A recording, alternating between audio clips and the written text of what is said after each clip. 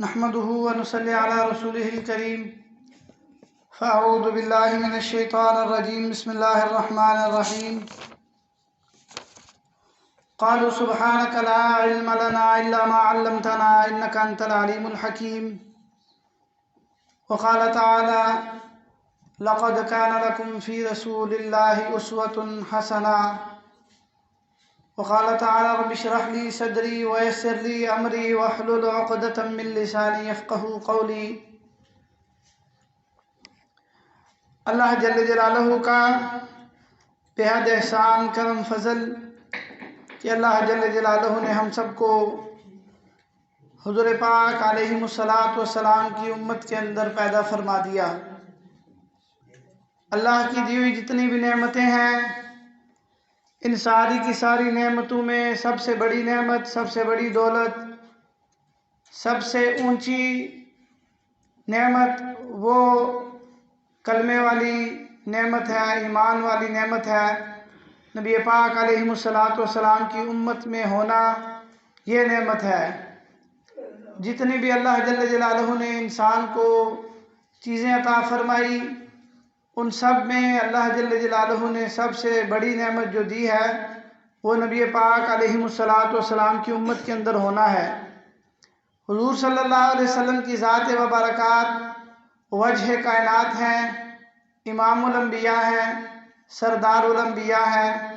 نبی پاک صلی اللہ علیہ وسلم حبیب کبریاء ہیں، اللہ کے محبوب ہیں۔ حضور صلی اللہ علیہ وسلم جیسا تمام مخلوق میں اللہ نے کوئی نہیں بنایا، اور حضور علیہ الصلاۃ والسلام جیسی شخصیت انبیاء کے اندر بھی کوئی نہیں ہے۔ سب سے پوری مخلوق کے اندر سب سے اونچا جو درجہ ہے وہ حضرت محمد صلی اللہ علیہ وسلم کی ذات و برکات کا ہے۔ تو اللہ جل جلالہ نے ہمیں یہ جو مختصر سا وقت دیا ہے، یہ جو زندگی دی ہے، اس زندگی کو اللہ جل جلالہ نے گزارنا کیسے ہے، اس زندگی کا یہ جو وقت ہے اس کو قیمتی کیسے بنانا ہے، اور وہ وقت قیمتی بنے گا کیسے، تو اس کے لیے اللہ جل جلالہ نے ایک ضابطہ طے کر دیا، ایک اصول بنا دیا کہ جو بندہ یہ چاہتا ہے کہ میں کامیاب ہو جاؤں، مجھے دنیا جہان کی عزتیں مل جائیں، مجھے دنیا جہان کی کامیابی، کامرانی، خوشیاں مل جائیں، تو فرمایا کہ اس کے لیے اصول اور ضابطہ میں نے یہ بنا دیا ہے کہ وہ میرے حبیب، میرے محبوب حضرت محمد صلی اللہ علیہ وسلم کے نقش قدم پہ اپنی زندگی کو گزارتا چلا جائے تو میں اس کو دنیا کے اندر بھی کامیاب کروں گا، آخرت کے اندر بھی وہ والی کامیابی عطا کروں گا کہ جس جیسی کوئی کامیابی نہیں ہے۔ لیکن شرط یہ ہے کہ وہ حضرت محمد صلی اللہ علیہ وسلم کے نقش قدم پہ اپنی زندگی کو گزارے، حضور علیہ الصلاۃ والسلام کی سنتوں کو اپنی زندگی کے اندر لائے، نبی پاک علیہ الصلاۃ والسلام کی سیرت کو اپنی جو ہے زندگی بنا لے۔ حضور صلی اللہ علیہ وسلم کی سیرت کا ہر ہر گوشہ، نبی پاک صلی اللہ علیہ وسلم کی سیرت کا ہر ہر پہلو ہر انسان کے لیے مشعل راہ ہے، ہر انسان کے لیے جو ہے ایک کامیابی تک پہنچنے کا ذریعہ ہے۔ ایسی چیز ہے نبی پاک علیہ الصلاۃ والسلام کی سیرت۔ اور حضور صلی اللہ علیہ وسلم کی ذات کے بارے میں اللہ نے فرمایا کہ زندگی کیسے گزارنی ہے، اگر تم چاہتے ہو کہ زندگی گزارنے کا کوئی نمونہ میں تمہیں بتاؤں تو فرمایا کہ لَقَدْ كَانَ لَكُمْ فِي رَسُولِ اللَّهِ أُسْوَةٌ حَسَنَةٌ، کہ تحقیق تمہارے پاس نبی پاک صلی اللہ علیہ وسلم کی ذات و برکات وہ جو ہے اسوہ بہترین اسوہ حسنہ ہے، بہترین اسوہ حسنہ ہے۔ حضور صلی اللہ علیہ وسلم کی زندگی کو دیکھو، نبی پاک صلی اللہ علیہ وسلم کی زندگی کو دیکھ کر اپنی زندگی کو ان کی زندگی کے مطابق ڈھالنا شروع کر دو۔ فرمایا کہ تم دنیا میں بھی کامیاب ہو جاؤ گے، آخرت میں بھی کامیاب ہو جاؤ گے۔ اور حضور علیہ الصلاۃ والسلام کی سیرت کو جن جن لوگوں نے بھی اپنایا، اور نبی پاک علیہ الصلاۃ والسلام کے صحابہ تھے جنہوں نے نبی پاک صلی اللہ علیہ وسلم کی سیرت کو اعلیٰ درجے میں اپنایا ہوا تھا، تو اللہ نے صحابہ کو دنیا کی بھی عزتیں عطا فرما دی، آخرت کی بھی عزتیں اللہ جل جلالہ نے ایسی عطا فرمائی کہ اللہ نے رضا کے پروانے، اپنی خوشنودی کے پروانے صحابہ کو دنیا کے اندر ہی عطا فرما دیے۔ اس کی وجہ یہی تھی کہ انہوں نے حضور صلی اللہ علیہ وسلم کی سیرت کو اپنایا ہوا تھا۔ حضور علیہ السلام اپنا ہر زندگی کا معاملہ، چھوٹے سے چھوٹا معاملہ، بڑے سے بڑا کام، وہ نبی پاک علیہ السلام کی سیرت کو دیکھ کر وہ کرتے تھے۔ تو اللہ نے ان کو دنیا میں بھی کامیابیاں دی، آخرت میں بھی کامیابیاں عطا فرما دی۔ تو حضور پاک علیہ السلام کی ذات ببرکات اللہ جل جلالہ نے وحی کا باقاعدہ سلسلہ شروع فرمایا غار حرا سے۔ پچھلے جمعہ میں بیان ہوا تھا کہ نبی پاک علیہ السلام غار حرا تشریف لے جایا کرتے، وہاں اللہ جل جلالہ کی عبادت میں مشغول رہتے، اور اللہ جل جلالہ کی اللہ کے سامنے دعائیں کرتے، عبادت میں مشغول رہتے۔ تو غار حرا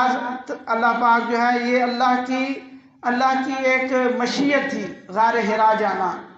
اور یہ اللہ نے ایک اشارہ دیا امت مسلمہ کو کہ دین کا علم یا دین کو سیکھنے کے لیے، دین کو حاصل کرنے کے لیے اپنا گھر، اپنے معاملات، ہر چیز چھوڑنی پڑے گی، پھر دین زندگی کے اندر آئے گا۔ یہ گویا کہ اللہ جل جلالہ نے وحی کے نزول کے پہلے دن سے ہی اللہ نے یہ بتا دیا کہ یہ جو دین ہے یہ گھر بیٹھے بیٹھے حاصل نہیں ہوتا، یہ گھر بیٹھے بیٹھے نہیں آتا، اس کے لیے گھر کو چھوڑنا پڑتا ہے، اپنے معاملات کو چھوڑنا پڑتا ہے، پھر یہ دین زندگی کے اندر آتا ہے۔ اس کے لیے سب سے بڑی دلیل یہی ہے کہ حضرت جبریل علیہ السلام کو اللہ جل جلالہ براہ راست اماں خدیجہ رضی اللہ عنہ کے گھر بھی تو بھیج سکتے تھے۔ حضور صلی اللہ علیہ وسلم، چونکہ حضور کا بھی گھر وہی تھا، نبی پاک صلی اللہ علیہ وسلم نکاح کے بعد حضرت خدیجہ کے گھر بھی قیام فرماتے تھے۔ تو ایک عالم فرمانے لگے کہ وہ اللہ جل جلالہ کے لیے کون سی مشکل بات تھی، اللہ جبریل کو براہ راست اپنے حضرت خدیجہ کے گھر میں بھیج دیتے۔ تو فرمایا نہیں،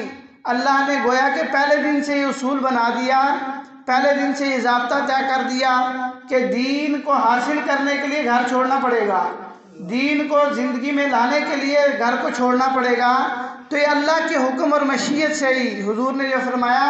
وَحُبِّبَ إِلَيَّ الْخَلَاءُ کہ مجھے تنہائی محبوب ہوگی۔ یہ خود بخود نہیں ہو رہا تھا، یہ اللہ کی ذات کی طرف سے ہو رہا تھا۔ فرماتے ہیں کہ مجھے تنہائی محبوب ہوئی تو میں گھر کو چھوڑ کر غار حرا چلا جاتا۔ تو یہ جو گھر کو چھوڑنا، غار حرا جانا،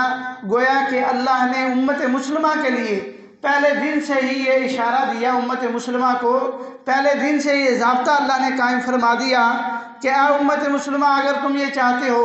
کہ مدنی علیہ السلام کا یہ لایا ہوا دین تمہاری زندگیوں میں کامل طریقے سے آ جائے، تو وہ تمہیں اپنے گھر کو چھوڑنا پڑے گا، اپنے معاملات کو چھوڑنا پڑے گا، جا کے ایک طرف ہو کر اللہ کے دین کو حاصل کرنا پڑے گا، پھر یہ دین آئے گا۔ تو حضور صلی اللہ علیہ وسلم فرماتے ہیں کہ مجھے تنہائی محبوب ہوگی، غار حرا میں چلا جاتا، اور علماء لکھتے ہیں غار حرا میں جانا یہ بھی اللہ کے حکم سے ہی ہو رہا تھا۔ حضور علیہ السلام فرماتے ہیں کہ میں غار حرا میں جا کے اللہ کی عبادت میں مشغول رہتا، اللہ کے سامنے عبادت کرتا رہتا۔ پھر حضور فرماتے ہیں ایک دن ایسا ہوا کہ میں بیٹھا ہوا اللہ کی عبادت کر رہا تھا کہ اچانک ایک شخص ہوا میں میرے سامنے اچانک ہوا میں اڑتا ہوا ایک شخص آیا اور میرے پاس آ کے کھڑا ہو گیا،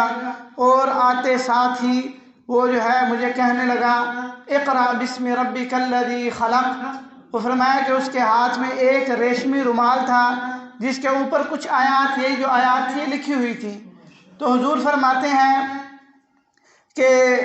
وہ میرے سامنے اس نے رومال کھول کے رکھا، مجھے کہنے لگا اقرأ بسم ربک الذی خلق۔ تو نبی پاک علیہ السلام فرمانے لگے کہ ما انا بقارئ، کہ میں تو پڑھا ہوا نہیں ہوں۔ حالانکہ یہ کوئی مشکل بات نہیں ہے، ایک بندہ آپ کو کچھ چیز بول رہا ہے اور کہہ رہا ہے میرے ساتھ دہراؤ، تو وہ دہرانا کون سا مشکل بات ہے۔ اردو میں ایک کوئی بندہ چیز دہرائے، کہے جی اب یہ چیز میرے ساتھ تم دہراؤ، وہ بھی اردو بولنے والا ہو تو اس بندے کے لیے کوئی مشکل بات نہیں ہوتی، چونکہ حضرت جبریل نے وہ ریشمی رومال جس کے اوپر آیات مبارکہ لکھی ہوئی تھی وہ سامنے رکھ دی. تو حضور ان آیات کو دیکھ رہے تھے اور حضرت جبریل جب کہتے کہ پڑھو، گویا حضور یہی سمجھ رہے ہوتے تھے یہ ان لکھی ہوئی چیزوں کا کہہ رہے ہیں پڑھو، تو حضور یہ فرماتے کہ ما انا بقارئ جبریل، کہ میں پڑھا ہوا نہیں ہوں. اب حضور علیہ الصلوۃ والسلام، پچھلے جمعے میں نے عرض کیا تھا کہ نبی پاک علیہ الصلوۃ والسلام کا پڑھا ہوا نہ ہونا، حضور صلی اللہ علیہ وسلم کا کسی استاد سے باقاعدہ نہ پڑھنا، یہی حضور صلی اللہ علیہ وسلم کے نبی ہونے کی واضح دلیل ہے. یہی حضور صلی اللہ علیہ وسلم کی اللہ کا پیغمبر ہونے کی واضح دلیل ہے کہ ایک شخص ایک حرف کسی انسان سے نہیں پڑھا، ایک لفظ لکھنا نہیں جانتا، لیکن وہ جو کلام سناتا ہے، فرمایا پوری دنیا کے لیے چیلنج، پوری مخلوق کے لیے چیلنج، ایسا کلام وہ سناتا ہے. تو فرمایا یہ حضور صلی اللہ علیہ وسلم کا امی ہونا، نبی پاک صلی اللہ علیہ وسلم کا کسی سے نہ پڑھنا، یہ نبوت کی، نبی ہونے کی واضح دلیل ہے. تو حضور فرماتے ہیں 3 دفعہ اس شخص نے یعنی جبریل علیہ الصلوۃ والسلام نے مجھے کہا کہ اقرأ بسم ربک الذی خلق، کہ پڑھو اپنے جو ہے اس رب کے نام سے جس نے جو ہے بنایا آپ کو. فرمایا کہ اللہ جل جلالہ کے حبیب فرمانے لگے، 3 دفعہ اس نے دہرایا، 3 دفعہ میں یہی کہتا رہا ما انا بقارئ ما انا بقارئ. تو فرمایا 4تھی دفعہ فضمنی ضمۃ شدیدۃ، جبریل علیہ الصلوۃ والسلام نے، حضور فرماتے ہیں کہ مجھے اپنے سینے سے لگایا اور فرمایا کہ ضمۃ شدیدۃ، مجھے زور سے جو ہے دبایا. حضور فرماتے ہیں کہ حضرت جبریل نے مجھے اپنے سینے سے لگایا اور سینے سے لگا کے پھر زور سے مجھے دبایا، اور حتیٰ کہ حضور فرماتے گئے حتیٰ بلغنی الجہد، کہ مجھے جو ہے میری مشقت کی انتہا ہو گئی، پسینے میرے چھوٹ گئے، اتنی زور کی حضرت جبریل علیہ الصلوۃ والسلام نے دبایا. تو حضور فرماتے ہیں کہ جب دبا کے چھوڑا تو پھر کہا اقرأ بسم ربک الذی خلق. حضور فرماتے ہیں پھر میں فوراً پڑھتا گیا جو جبریل پڑھاتے گئے، اقرأ بسم ربک الذی خلق خلق الانسان من علق اقرأ وربک الاکرم. تو فرمایا کہ پھر مجھے پڑھنے میں مشقت نہ ہوئی. اب یہاں بھی ایک چیز علماء نے لکھی ہے کہ یہ جو حضور کو حضرت جبریل کا دبانا یہ کیا تھا. بعض جو جدت پسند لوگ آج کل نئے نئے فلاسفر پروفیسر نکلے ہوئے ہیں، وہ کہتے ہیں یہ کچھ بھی نہیں تھا، یہ ویسے ہی ہے، یہ ویسے ہی دبایا تھا. لیکن علماء نے لکھا ہے کہ جو ہے یہ علم سینہ بہ سینہ منتقل ہوتا ہے. تو گویا کہ اللہ کے حکم سے ہی حضرت جبریل علیہ الصلوۃ والسلام نے دبایا، اور اتنا زور کی دبایا، وہ جو سینے کے ساتھ لگا کے دبانا تھا، فرمایا اللہ کے حکم سے تھا. اور اللہ نے حکم دیا کہ جبریل جتنا بھی علم ہے، جو بھی علوم ہے، وہ سارے کے سارے میرے حبیب کے سینے میں منتقل کر دے. تو فرمایا جیسے ہی دبایا گویا کہ وہ علوم سارے کے سارے منتقل ہو گئے. تو اب جب تیسری دفعہ کہا پڑھو، تو فرمایا کہ ان کے پڑھنے میں، نبی پاک صلی اللہ علیہ وسلم کو پڑھنے میں ذرا برابر پھر تردد یا مشقت نہیں ہوئی، وہ فوراً حضور صلی اللہ علیہ وسلم پڑھنا شروع ہو گئے. حالانکہ اس سے پہلے حضور فرماتے رہے ما انا بقارئ. تو یہ جو جبریل علیہ الصلوۃ والسلام کا حضور کو پکڑ کر دبانا تھا، یہ محض ایسے ہی نہیں تھا، یہ بھی اللہ کے حکم سے تھا، تاکہ جتنے بھی علوم تھے وہ نبی پاک علیہ الصلوۃ والسلام کے سینے کے اندر منتقل کر دیے جائیں. تو فرمایا کہ اس لیے حضرت جبریل علیہ الصلوۃ والسلام نے دبایا. تو پھر حضور صلی اللہ علیہ وسلم فرماتے ہیں کہ مجھے حضرت جبریل نے یہ ساری آیتیں پڑھائی. تو پڑھا کے میں جب باہر نکلا تو فرمایا کہ میں جب باہر نکلا غار سے تو آسمان پہ میں نے ایک شخص دیکھا جو ہے وہ جو ہے بیٹھا ہوا ہے، اور اس کو جو ہے اپنی شکل میں دیکھا حضور علیہ الصلوۃ والسلام نے. اور حضرت جبریل علیہ الصلوۃ والسلام کو لکھا ہے کتابوں کے اندر کہ کسی بھی نبی نے اپنی اس کی حضرت جبریل علیہ السلام کی اصلی شکل میں کسی نبی نے بھی نہیں دیکھا ان کو. صرف حضور صلی اللہ علیہ وسلم واحد وہ شخص ہیں، وہ ہستی ہیں کہ جنہوں نے حضرت جبریل کو ان کی اپنی اصلی شکل میں دیکھا ہوا ہے.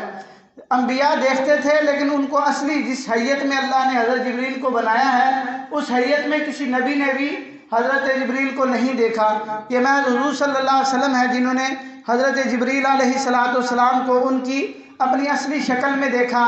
تو فرماتے ہیں علماء کہ ایک مرتبہ زمین پر دیکھا، کہ حضور صلی اللہ علیہ وسلم نے ان سے خود فرمایا کہ اے جبریل مجھے اپنی اصلی شکل دکھاؤ کہ تمہیں اصلی کون، تمہاری اصلی صورت کیا ہے، کس صورت میں اللہ پاک نے تمہیں بنایا ہے۔ تو حضرت جبریل علیہ السلام نے فرمایا کہ اے نبی صلی اللہ علیہ وسلم آپ جو ہے اپنی آنکھ مبارک بند کر لیں۔ تو فرمایا کہ حضور صلی اللہ علیہ وسلم نے اپنی آنکھ مبارک جب بند کی تو فرمایا کہ پھر حضرت جبریل نے فرمایا عرض کی کہ یا رسول اللہ آپ اپنی آنکھیں کھول لیجئے۔ تو فرمایا کہ نبی پاک صلی اللہ علیہ وسلم نے جب اپنی آنکھیں کھولی تو فرمایا کہ پورے کا پورا جیسے خلا ہے جیسے بھر گیا، یعنی زمین آسمان کے پورا خلا حضور فرماتے ہیں کہ میں نے دیکھا کہ پورے کا پورا بھر گیا، کوئی جگہ بھی پیچھے باقی نہیں رہی۔ اتنی بڑی جسامت، اتنا بڑا جسم حضرت جبریل علیہ السلام کا کہ زمین سے لے کر آسمانوں تک ان کا جسم ہی جسم۔ فرمایا کہ فخر مغشیا، حضور علیہ السلام پہ غشی طاری ہو گئی، بے ہوشی آ گئی۔ پھر نبی پاک صلی اللہ علیہ وسلم کو جب ہوش آیا تو حضور علیہ السلام نے جبریل سے پوچھا کہ اے جبریل یہ آپ کی اصلی شکل تھی؟ تو وہ عرض کرنے لگے یا رسول اللہ یہ میری اپنی اصلی شکل ہے اور اللہ جل جلالہ نے مجھے 600 پر عطا فرمائے ہیں، اور حضور صلی اللہ علیہ وسلم ابھی تو میں نے اپنے 2 پر بھی صحیح طرح نہیں کھولے تھے تو مجھے اللہ نے 600 پر عطا فرمائے ہیں۔ تو جو 2 پر تھوڑے سے کھولے وہ پورے کے پورے آسمان زمینوں کو انہوں نے گھیر لیا۔ تو حضور علیہ السلام نے فرمایا کہ اے جبریل کیا تمہارے سے بھی کوئی بڑے فرشتے بھی ہیں؟ یہ 600 تو تمہارے پر ہیں جو گویا کہ اس پوری کائنات کو گھیر لیتے ہیں، کیا جبریل تم سے کوئی بڑے بھی فرشتے ہیں؟ تم سے بڑے بھی کوئی اللہ نے فرشتے پیدا کیے ہیں؟ تو حضرت جبریل عرض کرنے لگے یا رسول اللہ مجھ سے اللہ نے کافی بڑے فرشتے بنائے ہیں جن کے 5-5 ہزار پر ہیں، 5-5 ہزار پروں والے فرشتے بھی اللہ جل جلالہ نے بنائے ہیں۔ تو یہ اللہ کی تخلیق ہے، اور حضرت جبریل علیہ السلام کا حضور صلی اللہ علیہ وسلم کو دکھانا اس میں بھی اللہ کی حکمت ہے۔ حالانکہ ملاقات ہو گئی، حضرت جبریل نے جو ہے حضور صلی اللہ علیہ وسلم تک وحی پہنچا دی، یہ بھی کافی تھا، لیکن براہ راست حضرت جبریل کو دکھانا اس میں بھی اللہ کی بڑی حکمت تھی کہ کل اعتراض کرنے والے دشمن اسلام لوگ وہ یہ کہہ سکتے تھے کہ بھائی نعوذ باللہ حضور کو کیا پتا تھا کہ یہ کون ہے جو شخص آیا تھا، پتہ نہیں وہ کون تھا اور وہ کون بندہ تھا جو آ کے یہ چند آیتیں نعوذ باللہ پڑھا کے چلا گیا، تو اعتراض کر سکتے تھے کہ حضور نے تو دیکھا ہی نہیں ان کو۔ تو اللہ نے وہ اعتراض ہی ختم کر دیا حضرت جبریل علیہ السلام کی اصلی حیت، اصلی صورت دکھا کر۔ تو یہ غار حرا کے یہ معاملات ہوئے کہ حضور صلی اللہ علیہ وسلم تک حضرت جبریل وحی لے کر آئے، اللہ کے حکم سے آئے، اور عرض جو میں نے شروع میں کیا کہ اللہ کی حکمت تھی گھر سے نکالا حضور کو غار حرا میں لے آئے، کیونکہ اللہ نے اپنی عظیم جو کتاب تھی وہ حضور کے قلب اطہر کے اوپر لانی تھی، قلب اطہر کے اوپر اتارنی تھی، اور یہ امت کو اشارہ دینا تھا کہ یہ دین جو ہے بیٹھے بٹھائے گھر کے اندر وہ جو ہے کامل طریقے سے نہیں آتا۔ اس دین کو حاصل کرنے کے لیے، دین کو زندگی میں لانے کے لیے وہ گھر چھوڑنا پڑے گا، معاملات چھوڑنے پڑیں گے۔ تو نبی پاک صلی اللہ علیہ وسلم کی وحی کے پہلے دن سے اللہ نے اشارہ دے دیا، اور حضور فرماتے ہیں جب یہ معاملات ہو گئے حضرت جبریل نے مجھے وہ آیتیں پڑھا دی، میں نے پڑھ لی۔ حضور فرماتے ہیں کہ اب جب میں غار سے نکلا تو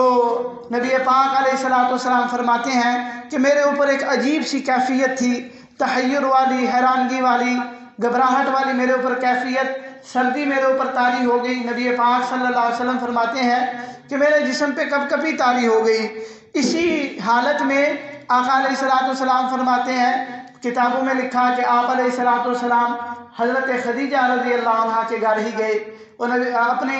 بیوی تھی حضور صلی اللہ علیہ وسلم کی اماں خدیجہ، تو انہی کے پاس سیدھے گئے، اور جاتے ساتھ ہی حضور علیہ السلام فرمانے لگے زملونی زملونی کہ اے خدیجہ میرے اوپر کمبل اوڑھ دو، میرے اوپر جو ہے چادر اوڑھ دو، مجھے جو ہے سردی لگ رہی ہے۔ اور حضرت خدیجہ نے پھر وہ حضور صلی اللہ علیہ وسلم پہ چادر جو ہے ڈال دی، اور آگ کے پاس بیٹھی اور پوچھا کہ یا رسول اللہ یہ آپ پہ کیا کیفیت ہے اتنی پریشانی اور گھبراہٹ والی، کیا معاملہ ہوا آپ کے ساتھ؟ تو حضور فرمانے لگے کہ اے خدیجہ کہ مجھے جو ہے اپنی جان کے بارے میں خطرہ ہے۔ یہ جب حضور علیہ الصلوۃ والسلام نے بات ارشاد فرمائی تو حضرت خدیجہ رضی اللہ عنہ فرمانے لگی کہ یا رسول اللہ کیا آپ یہ سمجھتے ہیں کہ آپ کے اوپر کسی جن وغیرہ کا اثر ہو گیا؟ اللہ کی قسم ایسے ہو ہی نہیں سکتا۔ حضرت خدیجہ فرمانے لگی کہ آپ کے ذہن میں یہ بات آ رہی ہے تو اے حضور سن لیجئے کہ آپ کے اوپر کسی جن کا کسی سائے کا اثر ہو، یہ بات ہو ہی نہیں سکتی یا رسول اللہ، کیونکہ اِنَّکَ لَتَصِلُ الرَّحِمَ، کیونکہ آپ علیہ الصلوۃ والسلام نعتوں کو جوڑتے ہیں، رشتوں کو آپ جوڑنے والے ہیں، غریبوں کو آپ کھانا کھلانے والے ہیں، بیواؤں کے سر پہ آپ چادر رکھنے والے ہیں، دکھیوں کی داد رسی کرنے والے ہیں یا رسول اللہ۔ آپ کے اوپر یہ معاملات اس طرح کے جن کا سایہ ہے، جن کا اثر ہو جائے، یہ اللہ کی قسم اس طرح کی کوئی بات نہیں ہو سکتی، آپ مجھے بتائیں ہوا کیا؟ تو آقا علیہ الصلوۃ والسلام نے وہ جو غار حرا کے اندر ساری کارگزاری ہوئی، جو معاملہ ہوا، حضرت جبریل کا آنا، پھر نبی پاک صلی اللہ علیہ وسلم کو پڑھانا، پھر حضور کا پڑھنے سے انکار کرنا کہ میں پڑھ نہیں سکتا، پھر جبریل کا حضور علیہ الصلوۃ والسلام کو پکڑ کے دبانا، یہ سارے کا سارا معاملہ حضرت خدیجہ کو حضور صلی اللہ علیہ وسلم نے بیان فرمایا۔ تو حضرت خدیجہ رضی اللہ عنہ بڑی دانا عورت تھی، بڑی عقل مند عورت تھی، وہ فرمانے لگی یا رسول اللہ آپ پریشان نہ ہو، آپ تسلی رکھیں، میں آپ کو ورقہ بن نوفل، وہ حضرت خدیجہ کے رشتہ دار بھی تھے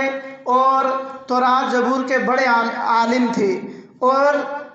حضرت عیسیٰ حضرت موسیٰ علیہ السلام کو صحیح طریقے سے ماننے والے بندے تھے، توحیدی بندے تھے، تو فرمایا کہ میں آپ کو ورقہ بن نوفل کے پاس لے جاتی ہوں۔ اور اس دور میں یہ جو ہے دو بندے تھے، ایک ورقہ بن نوفل، ایک ساعدہ نام شخص تھے، وہ بھی جو ہے تورات و انجیل کے بڑے عالم بھی تھے اور حکیم بھی تھے، اور ان کی حکمت کہتے ہیں اتنی مشہور تھی اور وہ اپنے اس فن میں اتنے ماہر تھے کہ جانوروں تک کو انہوں نے اپنے ساتھ، درندوں کو بھی اتنا مانوس کیا ہوا تھا کہ ان کے پاس آ کے چیتا، شیر، درندے جنگل کے آ کے بیٹھ جاتے، اور اگر وہ ان کو کہتے کہ بس اب چلے جاؤ تو وہ چلے جاتے تھے، اتنے وہ اپنی حکمت کی اور طب کی لائن کے ماہر بندے تھے اور تورات اور انجیل کے بھی جاننے والے تھے۔ تو یہ دو شخص تھے، تو حضرت خدیجہ فرمانے لگی کہ یا رسول اللہ میں آپ کو ورقہ کے پاس لے جاتی ہوں۔ ورقہ بن نوفل کے پاس حضور صلی اللہ علیہ وسلم کو حضرت خدیجہ لے گئی اور جا کے ساری کی ساری بات ورقہ بن نوفل کو جا کے بتائی، تو انہوں نے پھر حضور صلی اللہ علیہ وسلم سے بھی پوچھا کہ آپ خود مجھے بتائیں کہ معاملہ کیا ہوا۔ حضور علیہ الصلوۃ والسلام نے غار حرا کی وہ پوری کارگزاری ان کو سنا دی، تو جب انہوں نے سنا، وہ پوری کارگزاری سنی حضور صلی اللہ علیہ وسلم کی زبان اطہر سے، تو وہ فرمانے لگے ابشری یا خدیجہ، کہ اے خدیجہ تجھے خوشخبری ہو کہ یہ جو ہے یہ اس امت کے نبی ہیں، یہ حضرت محمد صلی اللہ علیہ وسلم اس امت کے ہونے والے نبی ہیں، اور فرمایا کہ یہ جو شخص ان کے پاس آیا تھا، فرمایا کہ یہ وہی فرشتہ ہے جو حضرت موسیٰ علیہ السلام کے پاس آیا تھا، یہ وہی فرشتہ ہے جو حضرت موسیٰ علیہ السلام کے پاس آیا تھا، اور اس کو فرمایا کہ ناموس اکبر کہ انہوں نے اس کو لفظ دیا کہ یہ ناموس اکبر ہے کہ، اور یہ حضرت موسیٰ علیہ السلام پہ آیا تھا فرشتہ، یہ وہی فرشتہ ہے جو نبی پاک صلی اللہ علیہ وسلم کے پاس وحی لے کر آیا ہے۔ تو اب علماء نے اس میں ایک اور چیز لکھی ہے کہ ورقہ تو خود عیسائی تھے، عیسائیت کو ماننے والے تھے، یہاں انہوں نے حضرت موسیٰ علیہ السلام کا تذکرہ کیوں کیا؟ تو فرمایا کہ حضرت موسیٰ کا تذکرہ انہوں نے اس لیے کیا کہ عیسائیت جو تھی اس کے اندر انہوں نے عجیب عجیب چیزیں جو ہے ڈال دی تھی۔ عیسائی حضرت عیسیٰ کو اللہ کا بیٹا سمجھتے تھے، بعض عیسائی عیسیٰ علیہ السلام کو خدا بھی سمجھتے تھے، تو اور جو انجیل تھی وہ تورات کے تابع تھی جو حضرت موسیٰ علیہ السلام کے اوپر نازل ہوئی تھی، اس لیے انہوں نے جو ہے حضرت موسیٰ علیہ السلام کا تذکرہ کیا، کیونکہ حضرت موسیٰ علیہ السلام کا وہ دین بھی کامل تھا اس وقت، اور جو ہے تورات کے تابع تھی انجیل، اس لیے جو ورقہ تھے انہوں نے حضرت عیسیٰ کی بجائے حضرت موسیٰ کا یہاں نام لیا کہ وہی فرشتہ ہے جو موسیٰ علیہ السلام کے پاس آیا۔ پھر وہ فرمانے لگے کاش میں اس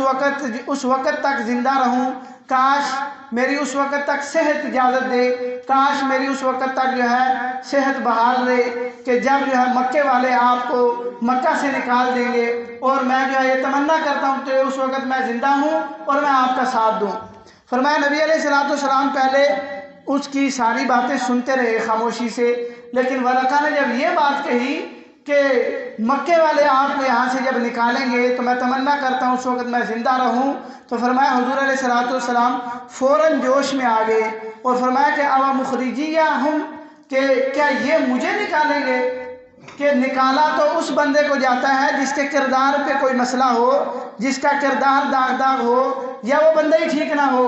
مجھے تو مکے والے امین، صادق اور کیا کیا القاب دیتے ہیں، تو کیا یہ اس کے باوجود مجھے نکال دیں گے؟ تو فرمایا کہ وہ ورقہ کہنے لگے کہ اے محمد صلی اللہ علیہ وسلم آپ گھبرائیں نہ، پریشان نہ ہو. جتنے بھی نبی پہلے گزرے ہیں ان پہ یہ معاملات آئے ہیں، ان کی قوم نے ان کو تنگ کیا ہے، پریشان کیا ہے، لیکن انبیاء کی مدد و نصرت، انبیاء کی جو ہے کفالت اور انبیاء کی حفاظت کرنے والے وہ اللہ کی ذات ہیں. تو آپ پہ بھی یہ معاملات ہوں گے، آپ پہ بھی یہ باتیں بنیں گی، لیکن آپ جو ہے گھبرائیں نہ. اللہ جل جلالہ آپ کا جو ہے محافظ ہوں گے اور اللہ جو ہے آپ کا جو ہے ساتھ دیں گے.